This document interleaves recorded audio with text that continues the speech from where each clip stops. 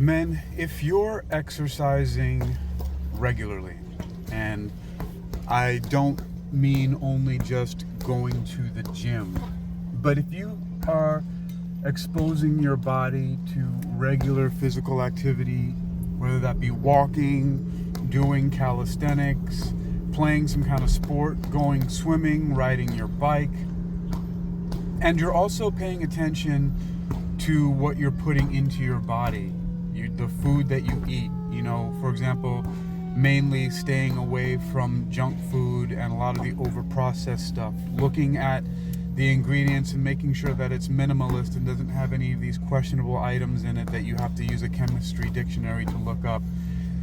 And, probably best to not drink alcohol. If you do, keep it to a minimum, and all that other type of addictive stuff. You're on the top of your game if you feel good, if you sleep well, if you feel relatively strong, if you have good stamina, endurance, flexibility, mobility. And those are the real measures of your success, is your health. One of my websites, which has been taken over by a bunch of robots, but they do provide some good hacks on it, is exercisingyourmind.com. And I started the website back in 2007 with the tagline, Wealth Attraction Research. And I thought that it was funny because it spelled out the word war.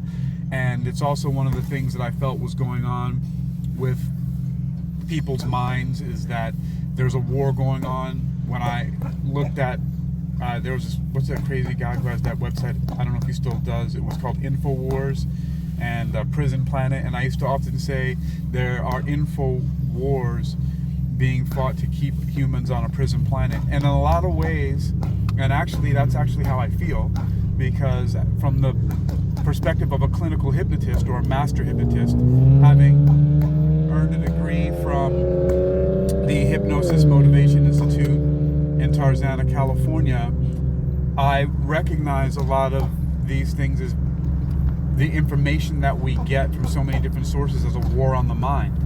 And it's to keep people mediocre. And most people think that wealth is the stuff that they have and how much they can accumulate and show off, and the clothes that they wear and the brands and the shoes and everything like that. And there are certain things, of course, that if you really understand a wealthy mind, some things will be important to you. And this is my opinion, but for example, I buy Tumi bags, but I only have, probably like 10 of them all together, because of the fact that the first one that I ever got was in 2000 and I still have it. So the fact that it has such great quality that it's lasted 20 years of regular use, I thought, okay, this brand Tumi is a good brand. Also, Cross pens, which also share a feature of the Tumi bags because they stand behind their quality, is that it has a lifetime warranty. And they write really well, and they have a great design, and they feel good in your hand. And to some people who are probably in the know, those things might have some kind of status, but that's not really why I continue to use those brands. And again, many of the Cross pens that I have, if I haven't lost them, which I usually don't, I actually still have Cross pens that I've had probably almost now 15, some of them almost 20 years now.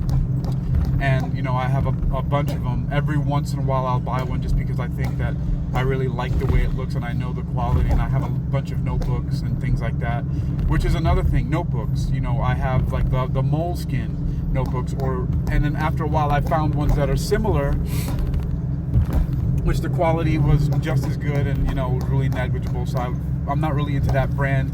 But that's the point. A lot of people get brands and stick to certain things like that, and they are really probably not the best things that we should be choosing. But to get back on point, it really is about the wealth. And so the website exercisingyourmind.com, Wealth Attraction Research, it says, Wealth Attraction Research, and then the subtitle of that is Great Health is the Truest of All Wealth. And that's the real point. And now that I'm 47 years old and I have 20-something-year-olds coming up to me and saying, how can I get like you, talking about like the just the aesthetic look of my body. And I'm not a bodybuilder type. I haven't been to the gym to lift weights since December. It is now March. And I do calisthenics. I do push-ups and lunges and squats, and I crawl around, and I do kicks and different things like that, and I walk a lot. But for people to come up to me all the time about that, and then also to objectively know that I move better than a lot of people, even people who are in their 20s, that is the real wealth. Great health is the truest of all wealth. And the reason why I know this is true objectively is because a lot of people who have money, right? More money than me. There are a lot of billionaires and, millionaires out there. Pay people like me a lot of money to help them get control over their physical bodies because they don't feel good in them or feel like they don't look good in their bodies. And so if people are willing to pay for that, you know that it's a valuable asset. And some of the more aware people in the health, fitness, and wellness industry will mostly talk about the differences between chronological and biological aging. But that's kind of a fad thing that's going on now, and I understand it. But most of the time when you hear people talking about biological aging, that you'll hear things like people aging at different rates. You'll have two 47-year-olds like myself and someone else, and the other guy looks like a pile of dusty ash and is just falling apart in all kinds of ways, whether it be because they're really overweight, obese, their skin looks bad, like all kinds of stuff, they're hunched over or, whatever. And I'm not talking about people who have injuries or have suffered a disease or who have been like combat veterans, because those things take the toll on the body in a different way. I'm talking about a lot of the preventable stuff, because here I am. I'm not a mutant. I'm not an X-Man unless I get a test and it shows that I am, that I have some kind of Wolverine powers. But because of the way that I've taken care of myself and maintaining regular movement and it being top of mind all the time, I understand that it comes from what I've been doing throughout time. Time is one of the fundamentals of physics, right? We have space and time. And throughout time, which most people talk about chronological aging, which is true that we're all subject to that. There's a couple things that I think that are important mentioning, and I am asserting these things into this spectrum, this hierarchy. You'll normally hear, as I said before, about chronological aging and biological aging, and most of the time biological aging is spoken of basically about aesthetics, how people look. But I assert that the thing that influences biological aging more than chronological aging, of course, it can be argued when I say more than, but what I really mean is that something that heavily mitigates the biological aging, the way that you look, but it's also because it has to do with internally, really biochemistry. But what really affects that is what I call psychological aging. It's how you think about your body. For the example that I was using about myself, how it's always top of mind. I'm looking at my body, and right now, I have more fat on my body than I want to, and I can see it when I take videos and I'm talking. I'm like, oh, there's a little bit of a rounding going underneath my chin there. I probably should do something different, maybe up my calisthenics or whatever it is, right? However, I haven't lost my mobility or flexibility, and I'm still very active every day. Although every once in a while, I know that it could be because, for example, I ate ice cream like 3 days in a row, and that could be part of it. But I don't feel bad, I'm still sleeping well, so on and so forth. But because it's top of mind, that happens throughout time. So there's chronological aging, and what happens throughout the time as we're growing through time is we are influenced by many different messages in our environment, which affects the way that we think, and I call that psychological aging.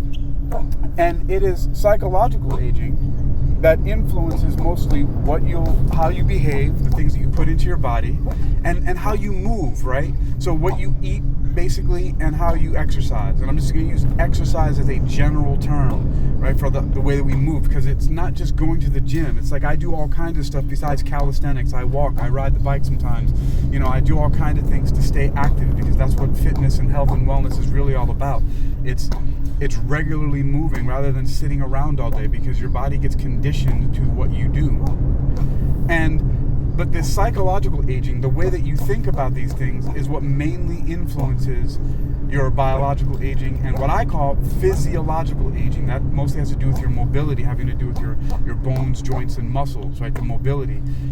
How can you squat down? What they call like the Asian squat. Are you able to touch your toes? Like all these basic things, right? So, as I said in the beginning, if you're paying attention to these things, if you're moving regularly, if you're paying attention to what you put into your body, reading ingredients on packages, if you're doing breathing meditation, drinking lots of water, getting a lot, enough sleep, maybe doing some static stretches here and there. Although I don't do a whole lot of them, but for some things they're important, and sometimes they just feel really good. You're ahead of the game, and you should consider yourself really, really fortunate that your psychological aging, the way that you've regarded your body throughout time, has kept you mobile and supple and fit and above a bunch of the fake crap. So there's a bunch of fake crap out there, which is what I'm going to finish up with, is that you'll see a lot of stuff about biological aging talking about how the way people look, their aesthetic. And that's one thing, because you can go to the gym as an older guy. I'm 47. They consider us at this age middle age, right? But you can go to the gym and you can take steroids and you can put all kinds of creams and do this and that and get surgery and get fat sucked out of your body, and you can look a certain way, right? But what about your performance? What about your endurance? What about your mobility, right? You're in your joints, you move around and everything like that. How about that? What about your sexual prowess in bed? Especially, that a lot of guys.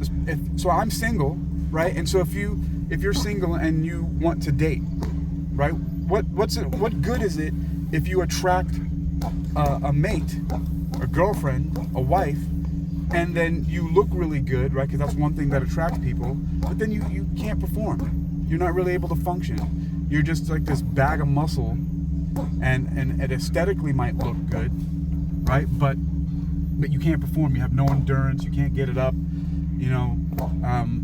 This is not true health. This is not wealth. And so my wealth attraction research is all about healthy aging, true longevity, fitness, and wellness.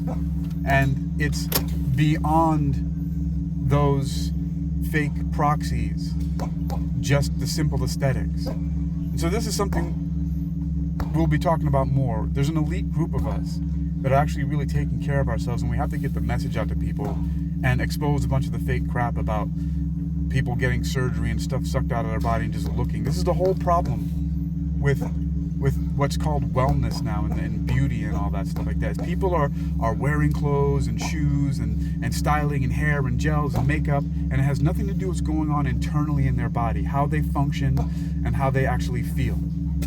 A lot of people aren't functioning well and aren't feeling good. And so this is what we have to address. So this is the 4 types of aging: chronological aging, psychological aging, which directly influences biological and physiological aging.